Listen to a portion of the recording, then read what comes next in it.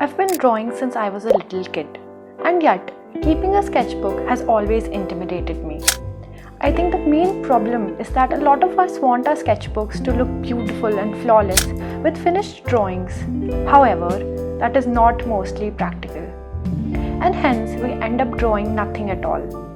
For me, there have been times where I buy a pretty sketchbook and then just stare at the blank page because I don't want to ruin it. However, last year I decided to change that. I decided to let go and let loose with my sketchbooks and with my life in general. As a result, I was able to keep a consistent and multi-purpose sketchbook for a whole year, and it was insanely fun. So hello creative people, thank you for 500 subscribers. I'm thankful to each one of you and your support. I'm still trying to get comfortable with the camera and learn editing and stuff like that. So thank you for bearing with me. Okay, so in this video, I'm going to show you my process of keeping a sketchbook, some helpful tips and a mini sketchbook tour. Hopefully this will help you and inspire you to start and maintain a sketchbook whether you're an artist or not. So without further ado, let us begin. So this is my sketchbook for the year 2023. It has some stickers on the cover which are samples from my own sticker shop. There is a link in the description if you want to check out. My personal favorite is the workaholic sticker. I really like how it turned out. So I'm an absolute sucker for square shaped sketchbooks. I feel that they are the perfect size for whatever you want to create. Portrait sketchbooks are not wide enough for me and the landscape ones are too wide, so these ones are just perfect. You can get these in India with different brands like Anupam and Brustro. Anupam has two series which are the Oxford sketchbooks and the Earth Sketchy series. The size of both are similar, but the Earth Sketchy series has this beautiful textured cover. Both of these have 140 GSM paper, which is good enough for a lot of mediums. Some other sketchbooks I use are these ones. This is a dot grid journal and this one is from Mr. DIY. So my first tip here would be to try out different sketchbooks and decide which is the one you're most comfortable in. Experiment with the size, paper, design, etc. And yes, definitely personalize it with stickers or your name or something like that. Your sketchbook should be a place where you can be most comfortably yourself. So here's the scariest part of it all, the first page. We don't want to spoil it or ruin it. I kind of found out a little trick. I usually start my sketchbooks from the third or fourth page onwards instead of the first one. I leave the first two pages blank initially to come to them later when I'm more confident or I have a good idea. So I came to this page later on and I wrote a quotation from one of my favorite movies, which is The Dead Poets Society. It says, "What will your verse be?" This sets the tone for the entire sketchbook where I explore and discover myself as a creative. The second page is the title of my sketchbook. I feel it's really cool to keep a name or a title for your sketchbook so that you connect with it more personally. The title I chose is Ideas and Illustrations by Ishleen Kaur. I kind of like the alliteration that happens here.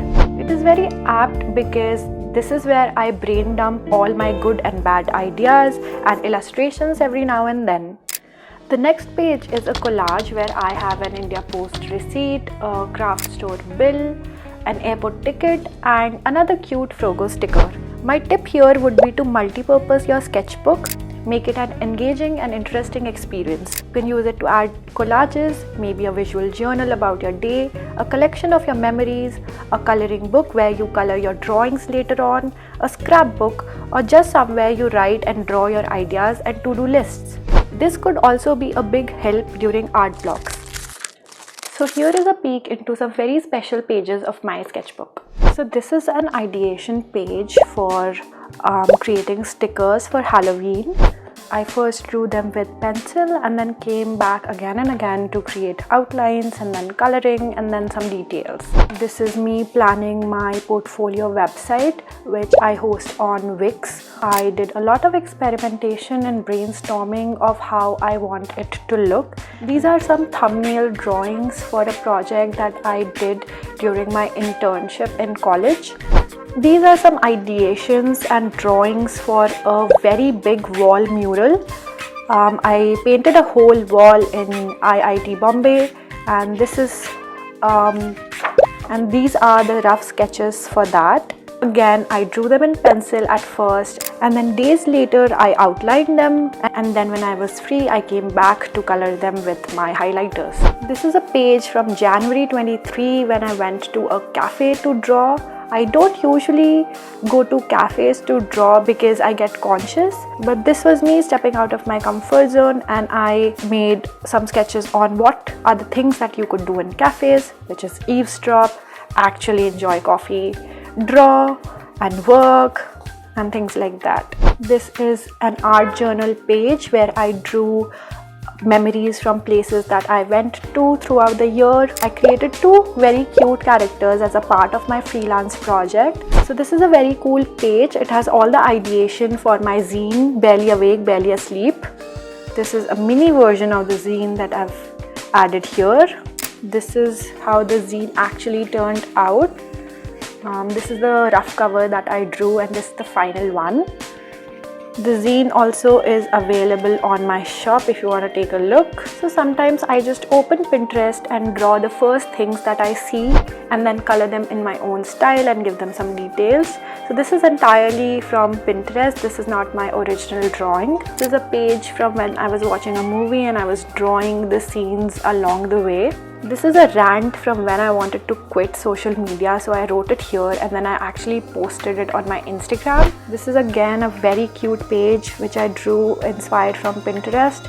I opened Pinterest and drew everything that I saw initially and then added some color and details to make it look very cute. And this is probably the last page of this sketchbook. It has souvenirs from here and there, and this is an art journal sort of a page, maybe more of a scrapbook.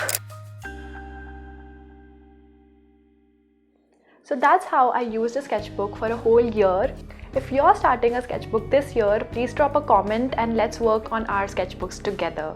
Thanks for watching. Bye bye. However,